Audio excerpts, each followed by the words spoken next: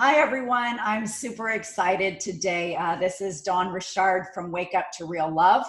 And today I have a special guest named Seth Ferguson. I met him through a program that I'm in, and he's got a really, really interesting story about his relationships and his family and his child. And I think that you guys are really going to be inspired by what Seth has gone through and how he's come out on the other side.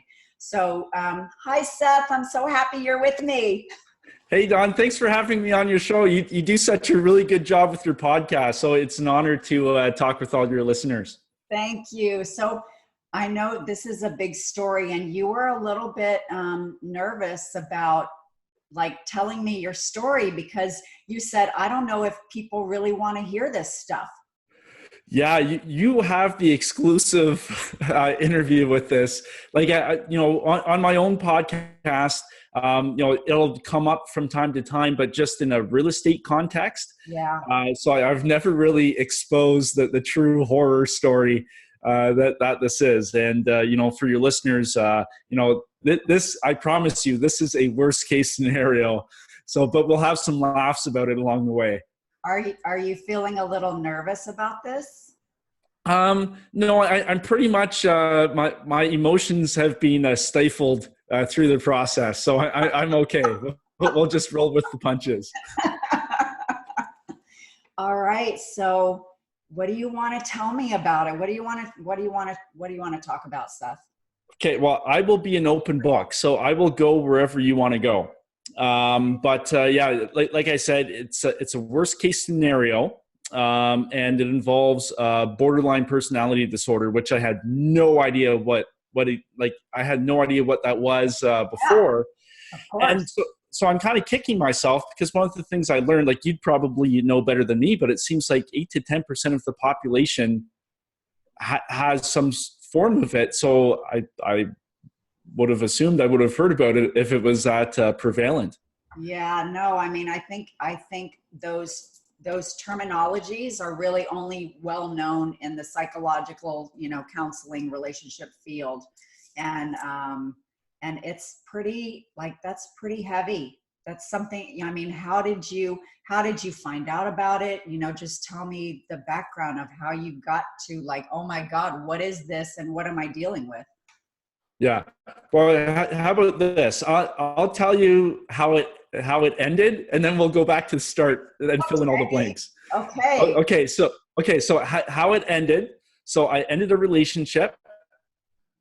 2 weeks later, she wipes out the bank accounts, takes 6 figures, leaves the bank accounts empty, changes the locks on my house so I can't get into my house. When I'm inside the gym, the car disappears and she's on surveillance video taking the car. I find my clothes in a storage unit filled with garbage. I'm told I'm never going to see my son again. And then she makes up fake allegations of abuse and all that stuff too. So that's how it ended. Wow. That must have just flipped your world upside down. Oh, it did, because, I had been, I was selling real estate at that point. So, I owned, you could call it a nice $1 million house. We had waterfalls going into the pool. That was good. We had 3 nice cars. We had rental properties too. We had a real estate portfolio. And basically overnight, I went from that to basically being homeless with no money. Because of this situation. So big change.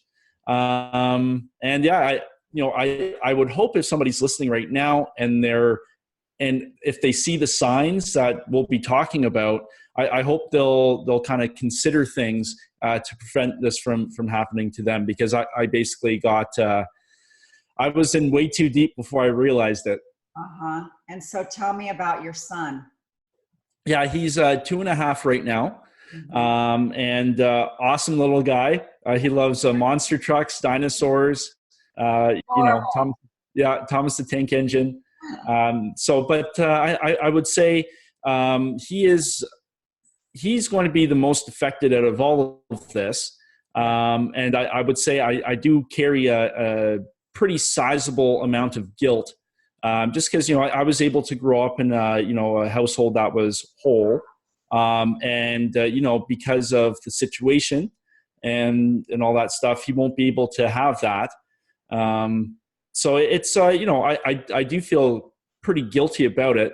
But then on the flip side, I remember making the call to end things, knowing that in the long term it would be better for him, just because the situation at home was far from a good environment for him. Yeah. Toughest call I've ever had to make in my life. Yeah, I'm sure, because as a parent, I know, like, you want the best for your kids. I mean, that was the biggest thing that I struggled in my own relationship, is like, I knew that my relationship with my spouse was not a good example for my kids.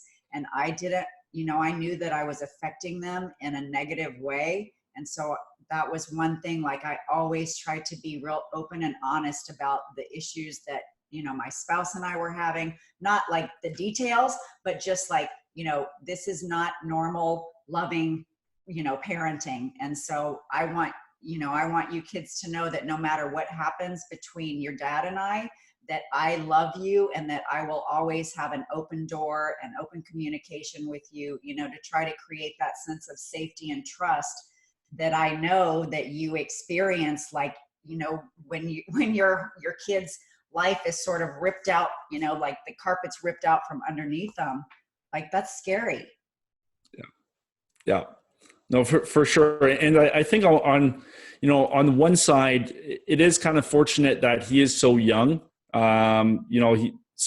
won't really remember any of that stuff. But, you do see, even though he's 2.5, kids know, and you can kind of see the effects on him and all that stuff. So, he was being used as a pawn at one point too.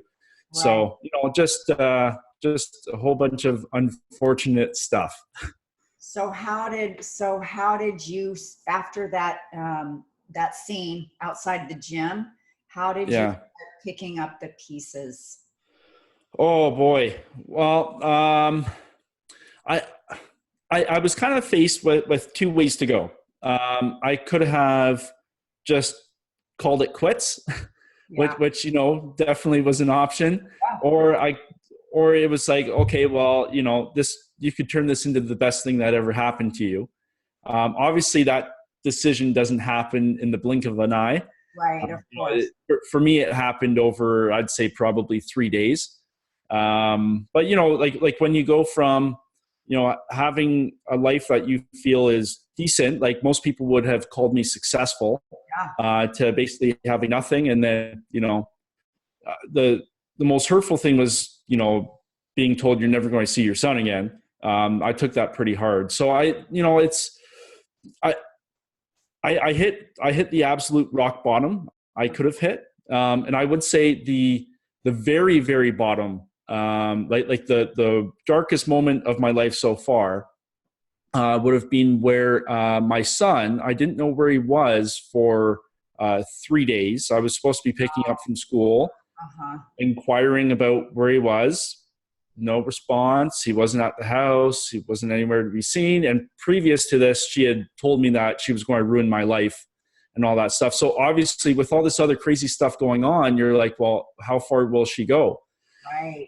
So the concern increases quite a bit. And, fortunately on the fourth day, things, he, I knew where he was at that point, but for 3 days, it's like, okay, well, she's already done this stuff. What else can she do? Is my son okay? Like I just imagine, as when you're talking about that, like your heart just pumping out of your chest, you just must have felt so much like anxiety and worry and fear, like all of those things going through your mind. Oh, for sure. I'd never experienced a panic attack before, but I actually ended up on the floor thinking I was dying of a heart attack.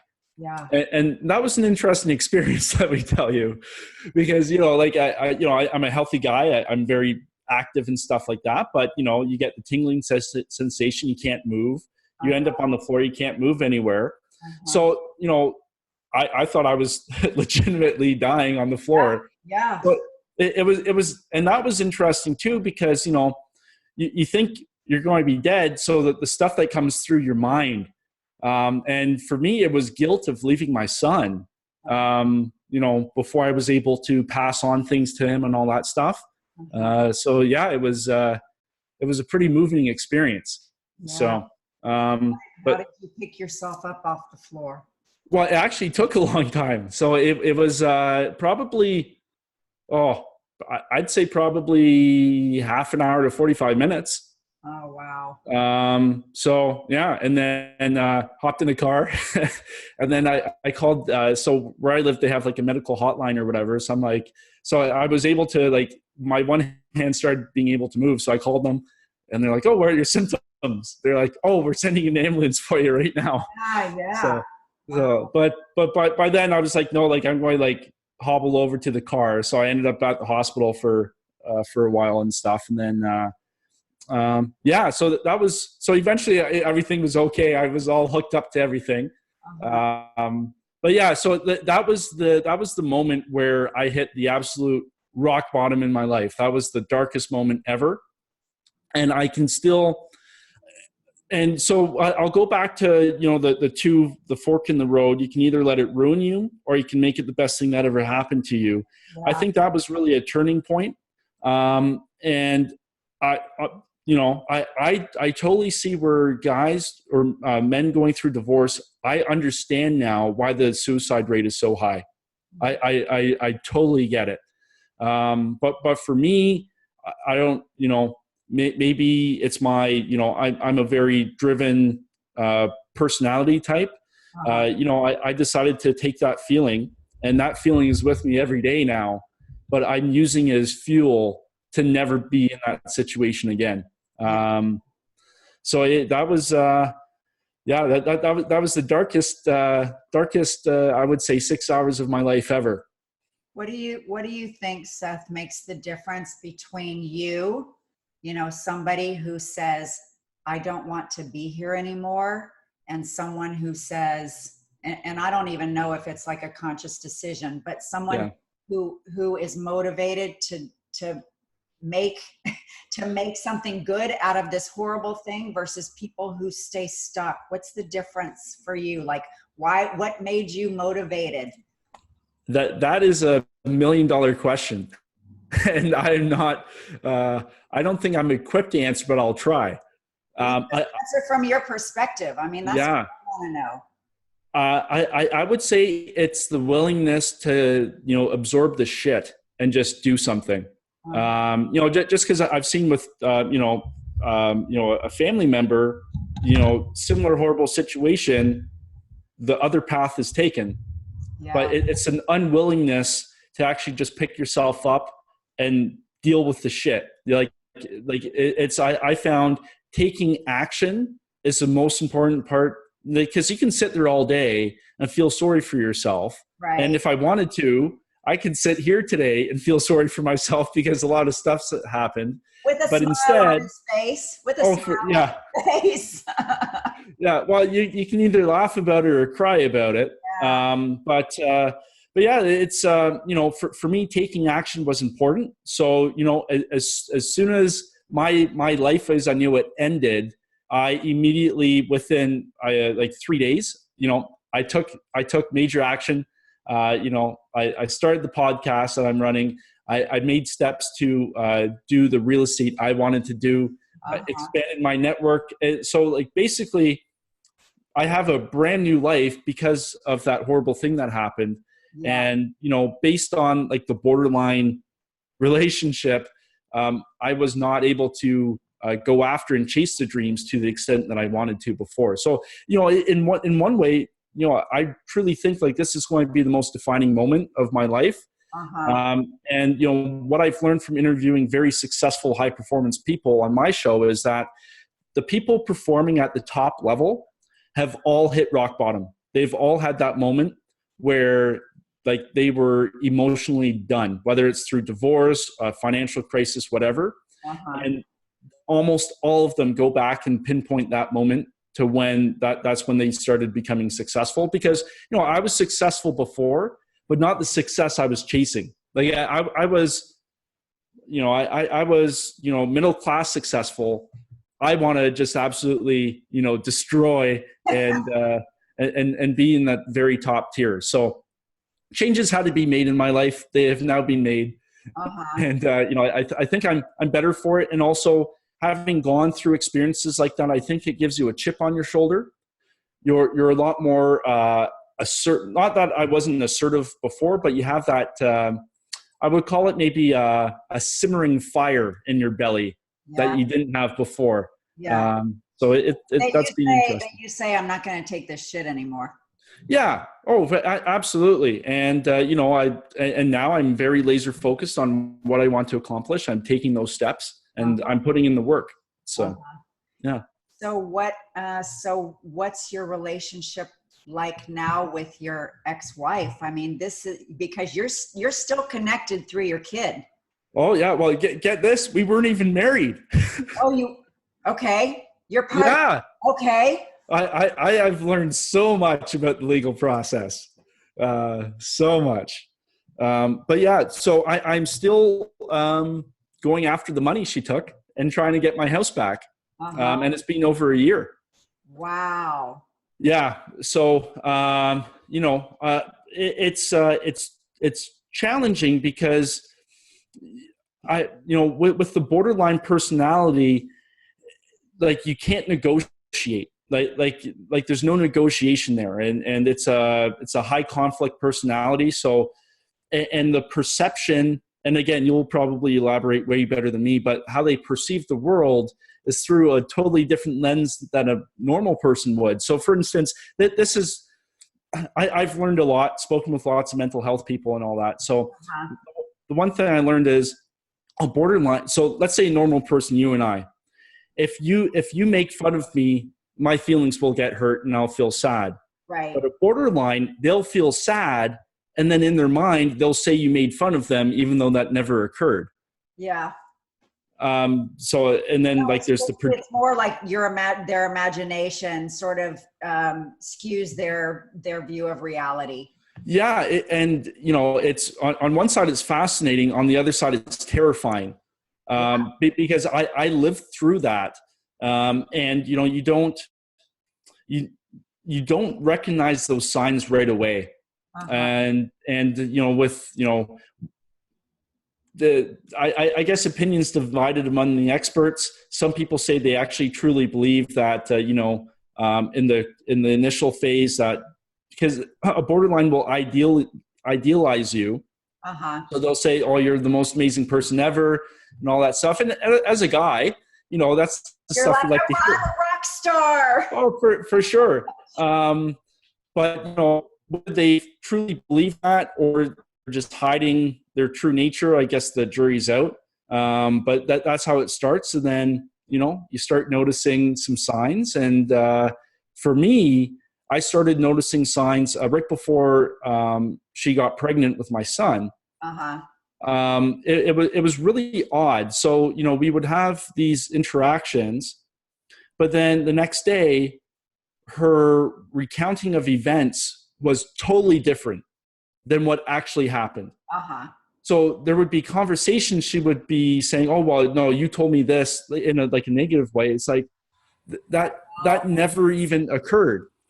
So, and then things progressively got worse. But, for me, I just assumed, oh, well, now she's pregnant. It's hormones and all that stuff.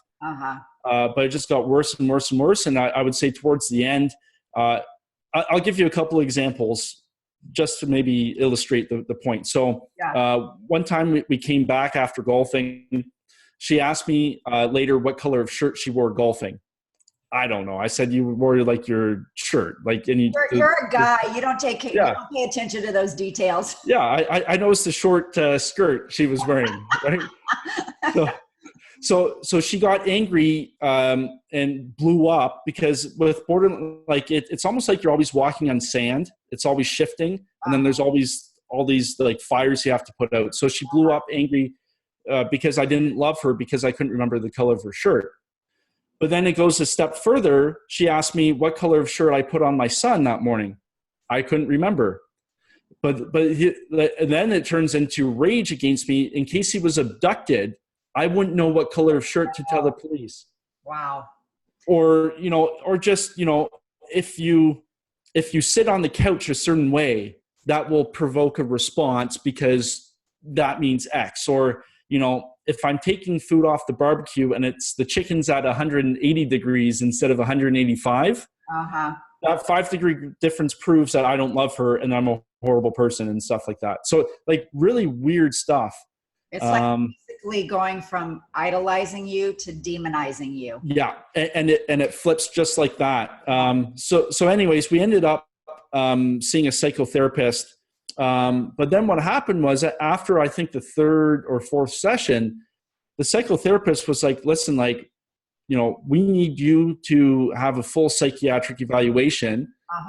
And, would you consider some medication, all that stuff? She flipped again and accused me of conspiring against her with the therapist. And then she wanted to see my phone because she told me that I was calling the therapist before each session, telling her what to say. And so and that was the last straw. All of these like paranoid behaviors. Yeah, it was, and it was absolutely nuts. Like GPS tracking my vehicle, like all this weird, like, you go to the grocery store with your son and then you get phone calls. Where are you? Oh, we're at the grocery store. No, you're not. You left 20 minutes ago. Well, yeah, I'm still here shopping. So So I think just in case somebody's listening and this stuff is starting to make, sounding like what they're in, it's almost like, it's like you're being watched by a hawk 24/7. Every little gesture or phrase or word you use is being taken, twisted around in their head and used against you. And so the feeling is like every day you don't know what you're going to get. So you're just trying to put out all the little mini fires. But what I found is towards the end, it would go in 2-week cycles. So we'd have a big blow up. She'd be the normal person I knew for a day or two. And that was the hardest part because you're like, oh, well, this is the person I know. She's still in there. Right. But then it would build and build and build and build again for the next 2 weeks, layering on top of each other. Big blow up again. Back to normal. Oh, I'm so sorry. I still love you. All this stuff. So it kind of, and especially when you like with my son, you don't want to leave. So that almost pulls you back in those normal days. Right. But eventually like this cycle where you have hope and you think that, everything is good and you see the person that you fell in love with and then later all this stuff happens and you're like, which reality am I living in? Yeah. So, like I got sucked in. But I didn't know the signs to look for. I didn't realize what was happening until it was too late. Like my last straw was when she thought I was conspiring with the therapist. Like right. that was so out there. Right. That's where I'm like, listen, like this is pretty much done. And then I remember the therapist telling me on a one-on-one being like, you need to have a plan and be very, very, very careful. I did not even like imagine the stuff that actually happened. Like, because, you break up the relationship. Actually, I remember the night it ended. I came back from seeing the second therapist because she fired the first one because we were because you were conspiring, right? Yeah. Got ended up at the same conclusion. Like things had to end. Yeah. For my sake and for my son's sake. I came back and she was livid, just raging because I didn't want to share what I talked about with the therapist. And then eventually after an hour of her raging, I just said, listen, like this is toxic. It can't go on. And then she's like, well, you can see your son every Wednesday. I'm taking him with me and all that stuff. And then, it was quiet for 2 weeks. And then all of a sudden, bam, money's gone, locks changed, all that stuff. Jeez Louise. Yeah. Worst case scenario. Yeah. That's like your defining moment.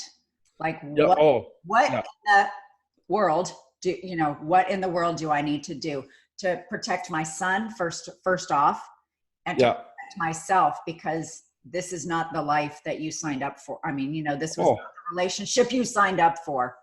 No. And, and so hindsight's always 2020. Right. And so, I now see similarities because a bunch of people that we knew have reached out to me being like, something's not right here. Like, so I guess her two previous relationships ended. She had accused them of abuse and all that stuff. Uh-huh.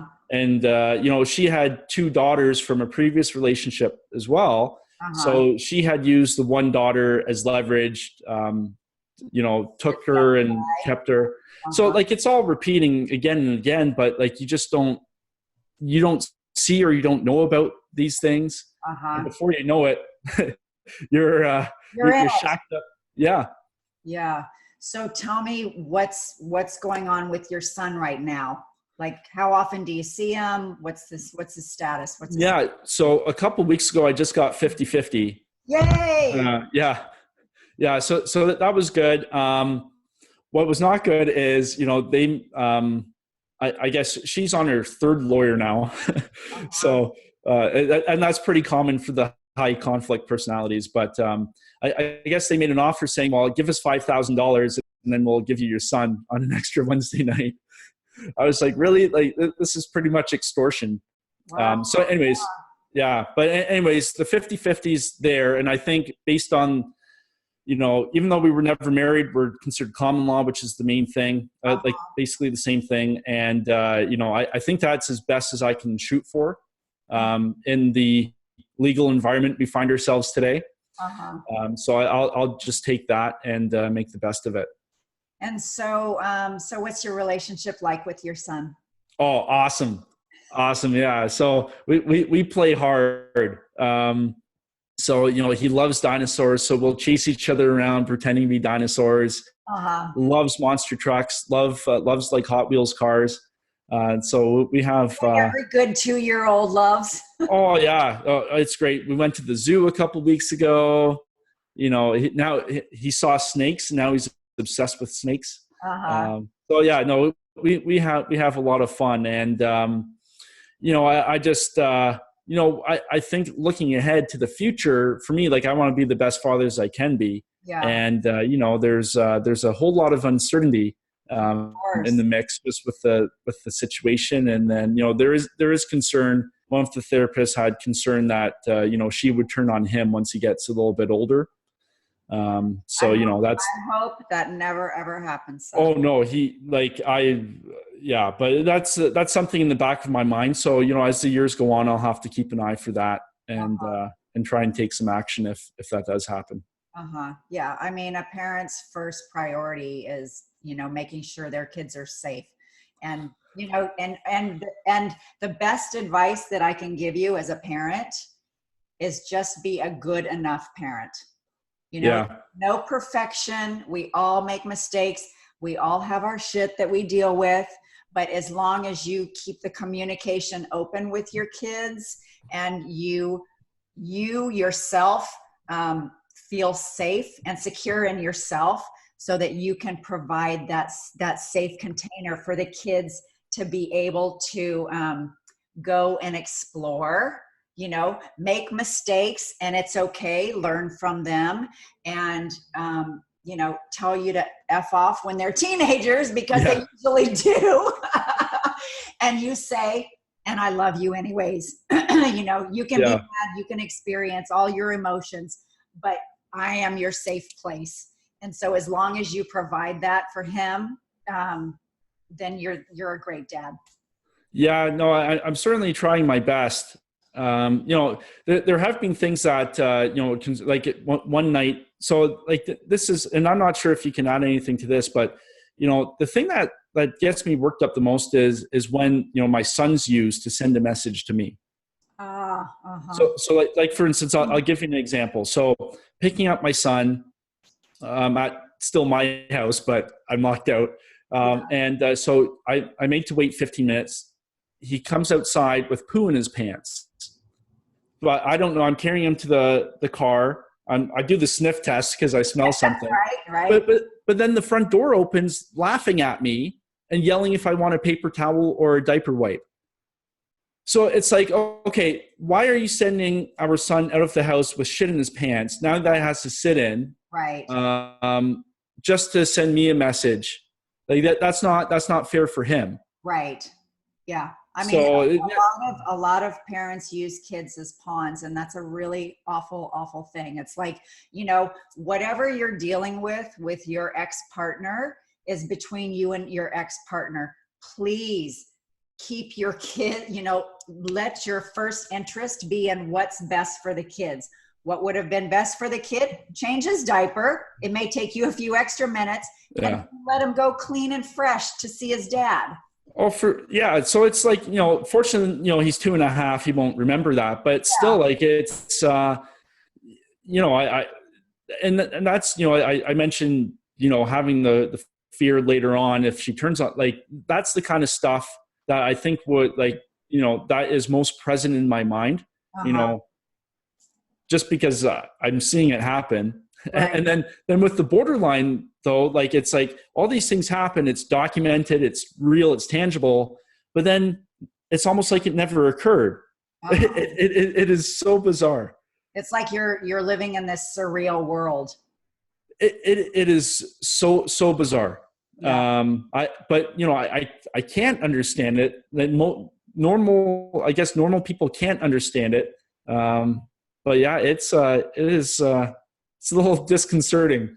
Well, in those kind of situations, as your son grows up, you just need to make sure that you're having open communication with him, and as a reaction to whatever she does, that you can have a conversation and say, you know what, son, this is not about you. This is something between your mom and I, and I'm trying to keep this separate from my love that I have for you. So that, again, everything is about creating that sense of safety and security and and loving protection for your son. Yeah. No, that's what it's all about, right? Like, yep. Yeah. So, because I my hope for my son is, by the time, he's in his late teens, I will have, help mold somebody who's independent, ambitious, confident, all that stuff. So, I don't want somebody else or somebody else's problems or issues with me to affect him becoming the person that. So. Yeah. And that's all you can do is, I think as a parent, all that you want to do is help raise the kid so that they can become the best version of themselves, like you're trying to become the best version of yourself. Yeah, right? For sure. So how are you going to approach future intimate, partnerships? Oh, I don't think that'll happen for a very, very long time. Yeah, it's I think I'm looking at it this way. Priority number one is my son. Of course, yeah. Priority number two is myself, making sure I'm able to provide for my son. Number three is, leaving the door open for somebody else. But I think, I think going through basically the worst case scenario leaves a bad taste in somebody's mouth. I'll definitely be going in with my eyes wide open next time, because I now know the way the laws are structured. Like, somebody can basically take all the money, lock you out of the house, and there's nothing you can do. Like, you would think that, the police or the courts could help. Right. But they really can't. So, and that's one thing I maybe wish, maybe as like a teenage boy growing up, maybe some guy with some gray hair sits you down and says, hey, listen, like, you're getting into this kind of stuff. This is what can happen. So this is what to watch out for. Because I had no idea. Yeah. Like she had 2 girls from before, and she's coming after me for child support for them. And I'm not even their father. I'm not their dad. I'm not responsible for them. So like, I had no idea that could happen. So I think, like, any man entering a relationship has to make themselves aware of, like, not saying it, like, I'm hoping I'm like the 1% that this happens to, but you have to be aware of what could happen. speak with a lawyer because at least that way you have the knowledge going in, because I was caught flat-footed. She had been through the process before. Uh-huh. She knew exactly what she was doing. She knew what to do. And I was basically, slaughtered like a lamb Manipulated. until I got my wits back. And then it's like, okay, well, we kind of have to do things a little bit different. So, but yeah, that was a very long-winded answer to a very simple question. But yeah, I think, and plus, let's say I did meet somebody, it's not fair to them to have that baggage attached to things either. So I think I'm the way I'm approaching things, I got to get my shit together. I want to accomplish what I want to accomplish. And if somebody comes along that complements that, that's awesome. But I'm not going to go out of my way to try and make things happen because I've got my son and myself to look after. One thing that I'm going to tell you from a therapist point of view, is that at some point, probably not now because you're still sort of in the thick of it, but at some point there's going to be a real need for you to forgive her for all the shit that she's done to you. Ooh, that's asking a lot. I know. That's why I said not now. That's why I said not now. But I see people who have these experiences that hold on to that stuff, and it basically prevents them from opening up and trusting again and taking I can see that relationships and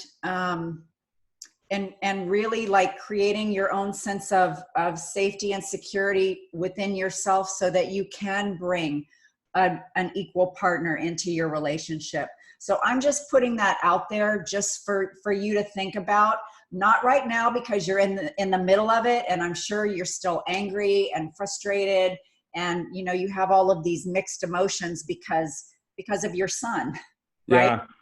Yeah.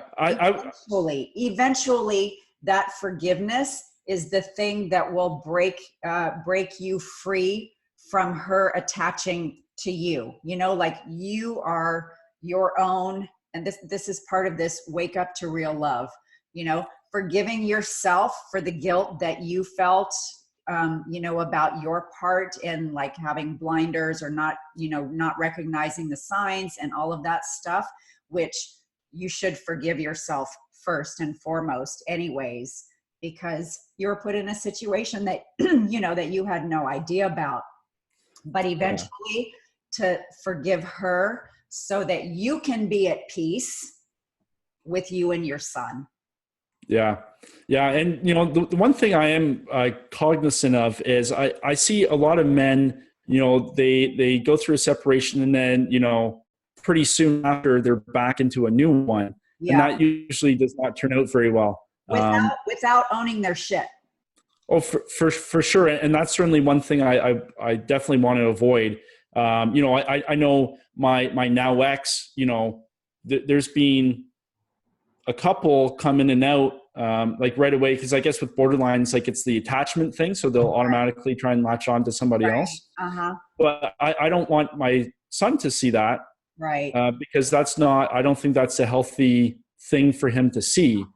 But okay, well, let me ask you this. And, maybe there's a bunch of guys who are like, this is clicking with them and all that stuff. At what point in time is it good to start considering dating again after a pretty traumatic breakup? When you're ready.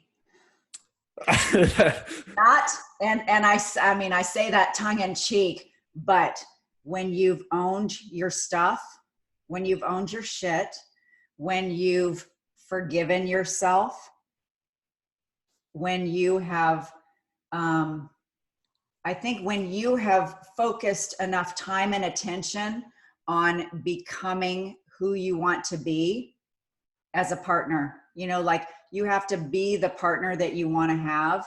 And if you're still dealing with a lot of emotional, residual dark stuff, then you need to process that before you can show up in your full glory, for lack of a better word. All right. Don't look for a partner to rescue you and keep you from hiding and dealing with your stuff, which I think a lot of people do. It's like, whenever you're in a relationship, you're dealing with their stuff and your stuff. And as long as you're not dealing with your stuff, you'll never really be able to have a really great relationship. It's those partnerships that everyone is owning their own growth, their own self-development, where they're looking inside themselves saying, oh, I don't really like this part of myself. And so I'm going to try to do something about it to become a better version of myself. It's like when you're in that space, that's when it's a good idea to find a new partner, somebody who can share, in your goodness and help lift you up, not just someone to rescue you and help you avoid really facing yourself. For sure. No, that's a good answer. Does all that make sense? It does. So when I'm 75, I'll go on a date. I don't think it's going to take you quite that long, Seth. We'll see. No, you have such a great spirit. I mean, that's one of the reasons I didn't know your story at all, but you have such great energy and such a great spirit. And you obviously are owning your shit, which I have a friend of mine, that's her program, Own Your Shit. That it starts and ends with you, how you deal with difficult circumstances in your life, how you overcome the darkest night of your soul, right? Yeah. And pick up the pieces of your heart and create the life that you want for yourself. And that to me is real love. Yeah, for sure. And it's, the one thing I've really concentrated on is taking ownership of everything.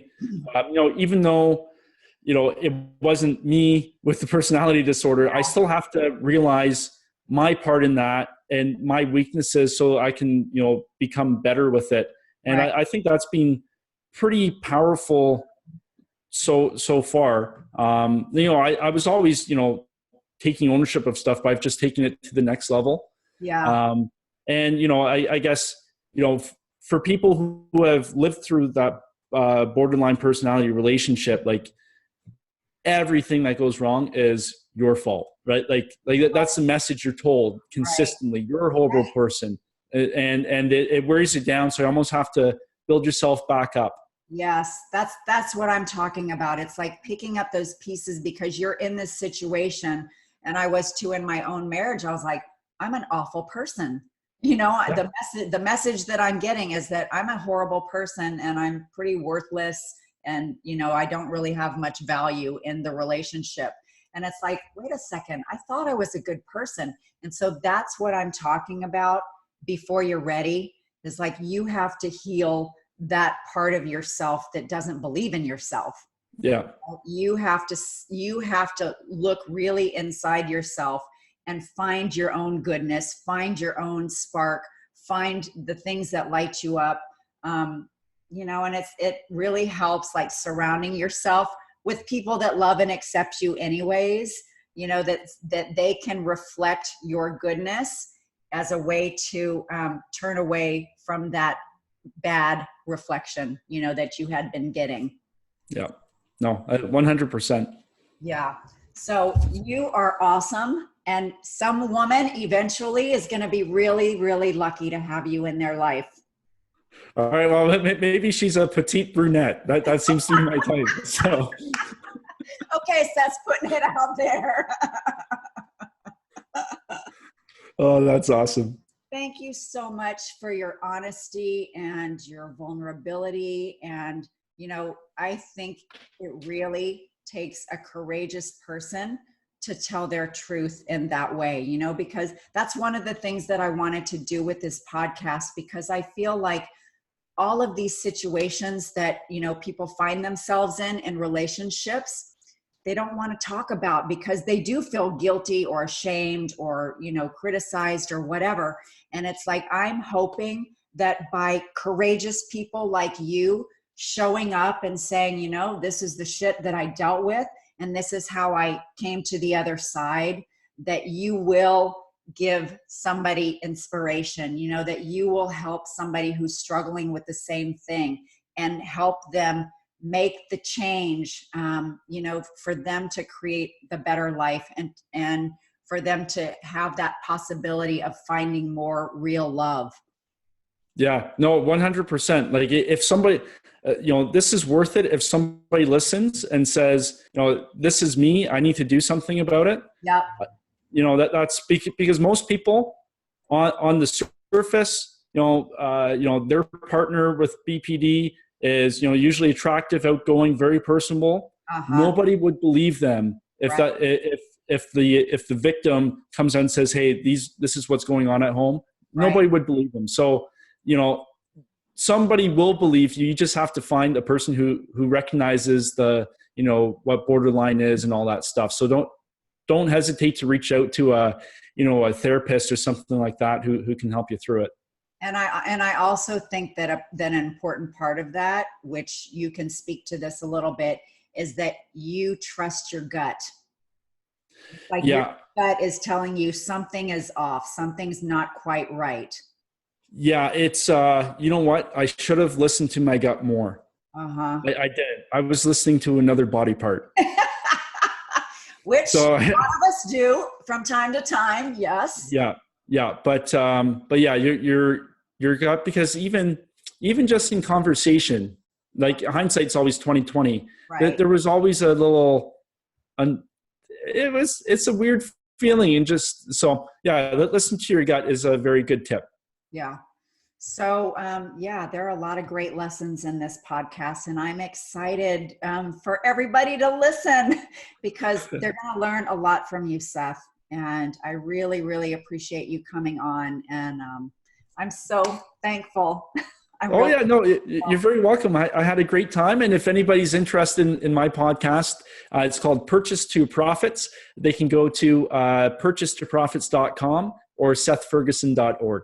Yeah, the real estate mogul. Yeah, that's right.